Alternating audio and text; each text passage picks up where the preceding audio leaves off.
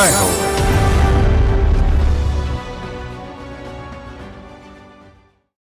వైద్య పరికరాలంటే ఒకప్పుడు దిగుమతే దిక్కు. ఇప్పుడు అనేక ఎగుమతి వస్తువుల పేటెంట్ హక్కులు మనవే. మన దేశానికి ఈ ఘనకీర్తి సాధనలో తన వంతు పాత్ర పోషిస్తున్నారు అనకాపల్లి యువకుడు ఇంకోలు కృష్ణసాయి. 54 పరికరాల ఆవిష్కారాలతో 28 పేటెంట్ హక్కులను స్వయంగా సాధించారు. గుండె జబ్బుల నుంచి క్యాన్సర్ దాకా రోగ నిర్ధారణ పరికరాలు రూపుదిద్ది ప్రపంచంలోనే భారత్ ఖ్యాతిని పెంచారు కృష్ణసాయి.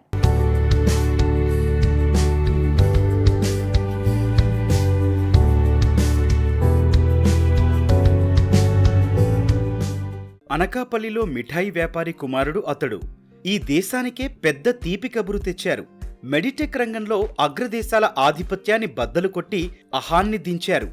ఆరోగ్య సంరక్షణ రంగంలో రోగ నిర్ధారణ పరికరాలను ఆవిష్కరించి మన దేశాన్ని ప్రపంచంలోనే సగర్వంగా నిలిపిన ఈ స్ఫూర్తిదాత ఇంకోలు కృష్ణసాయి. తండ్రి తనయుడిని డాక్టర్గా చూడాలి అనుకుంటే ఆయన ఆశ నెరవేరలేదు. కానీ కుమారుడు ఈ దేశానికే ఆశాజ్యోతిగా నిలిచారు. ఆరోగ్య సంరక్షణ రంగంలో దేశానికే గర్వకారణంగా ఎదిగారు. నాన్నగారు ఏంటంటే మొత్తం నలుగురు అన్నదమ్ములు యాక్చువల్లీ ఏంటంటే మెడిసిన్ చేద్దామని చెప్పి చాలా ఆశపడ్డారు అనమాట. కాకపోతే ఏంటంటే అకాడమిక్గా కొంచెం యావరేజ్ ఉన్నా కానీ నాకు ప్రాక్టికల్ నాలెడ్జ్ ఎక్కువ ఉన్నది వల్ల ఇంజనీరింగే ఎంకరేజ్ చేశారు. గీతం యూనివర్సిటీలో జాయిన్ చేశారు. సో ఇంజనీరింగ్లో ఇన్నోవేషన్స్ కానీ లేకపోతే ఇండస్ట్రియల్ ఆప్టిమైజేషన్ ఎలా చేయాలని చెప్పి చాలా అవగాహన వచ్చిందనమాట. విశాఖ గీతం విశ్వవిద్యాలయంలో ఇంజనీరింగ్ చదువు, డిజైనింగ్ ఆవిష్కారాలపై మక్కువను పెంచింది. తర్వాత స్టాన్ఫోర్డ్ యూనివర్సిటీలో డిజైన్ థింకింగ్ చదువు ఆవిష్కార నైపుణ్యాలకు మెరుగులు దిద్దింది. అహ్మదాబాద్ ఎన్ఐడిలో విద్య, వ్యాపార వ్యవస్థాపకతలో ప్రాపంచిక దృక్పథాన్ని విస్తృతం చేసింది. పారిశ్రామిక ఇంజనీరింగ్లో గట్టి పునాది ఏర్పడింది. వైద్య సాంకేతికతను దేశవాసులందరికీ అందుబాటులోకి తెచ్చేందుకు ఈ నేపథ్యమే తనకు ప్రేరణ.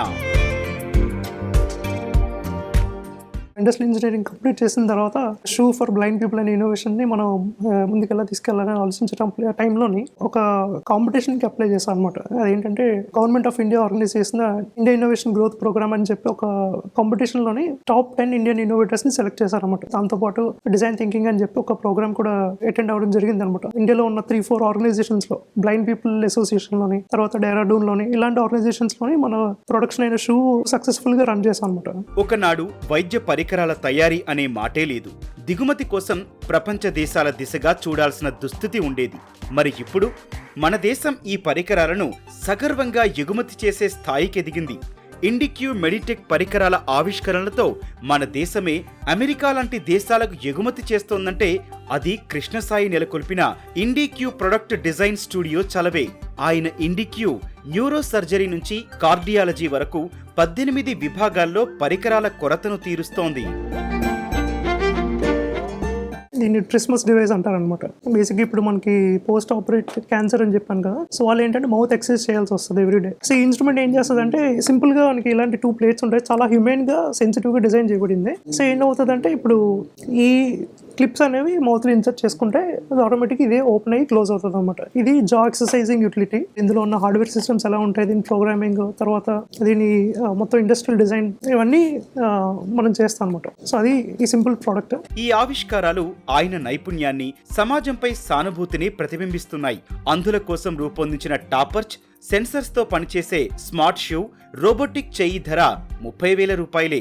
ప్రసవ సమస్యల పర్యవేక్షణను మెరుగుపరిచే జనన్య పరికరం, గుండె పనితీరును ఇంట్లోనే అంచనా వేసేందుకు వోలెమస్ కార్డియాక్ బయోసెన్సర్లు ఉన్నాయి.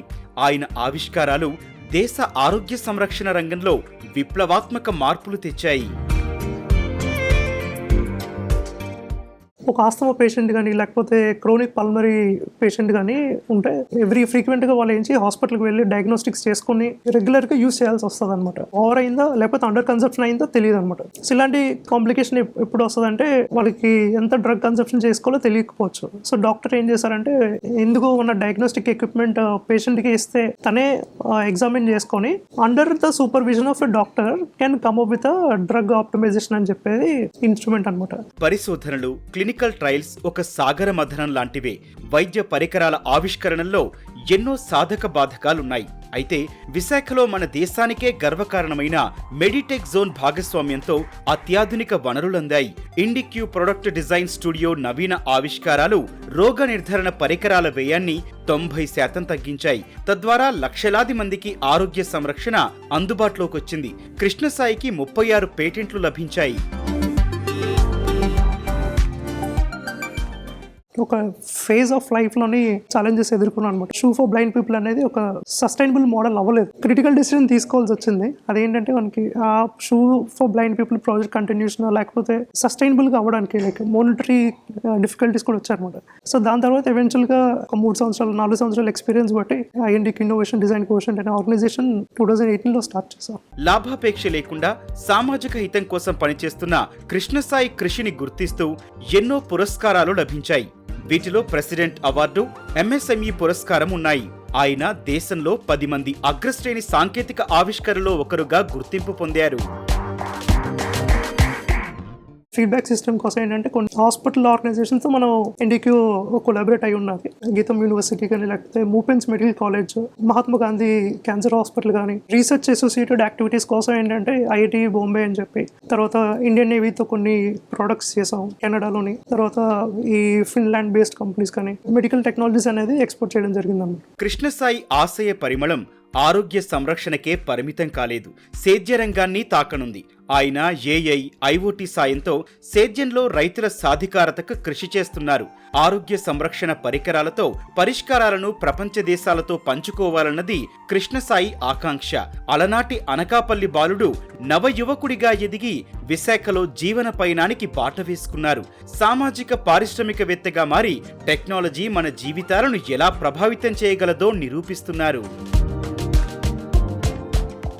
మేము బాగా ఎంజాయ్ చేసిన ఇన్నోవేషన్ ఏంటంటే సెకండ్ టైం హార్ట్ అటాక్ వచ్చే ఛాన్సెస్ ఉన్న పేషెంట్స్ ఉంటారు కదా, ఒక పోలిమర్స్ అనేది డిజైన్ చేస్తాం అనమాట. ఆ డివైస్లో ఏమవుతుందంటే ఈ మన గ్లూకోమీటర్ ఎంత ఈజీగా మనం ప్రిక్ చేసుకొని గ్లూకోమీటర్ రీడింగ్స్ తీసుకుంటామో అదేవిధంగా కార్డియాక్ అరెస్ట్ వచ్చే ముందు ఇంత సింపుల్గా డివైస్ అనేది ప్రపంచంలో ఎక్కడా లేదనమాట. ప్రాబ్లం అనేది ఇండిక్యూ రీసెర్చ్ అండ్ డెవలప్మెంట్ చేసాం.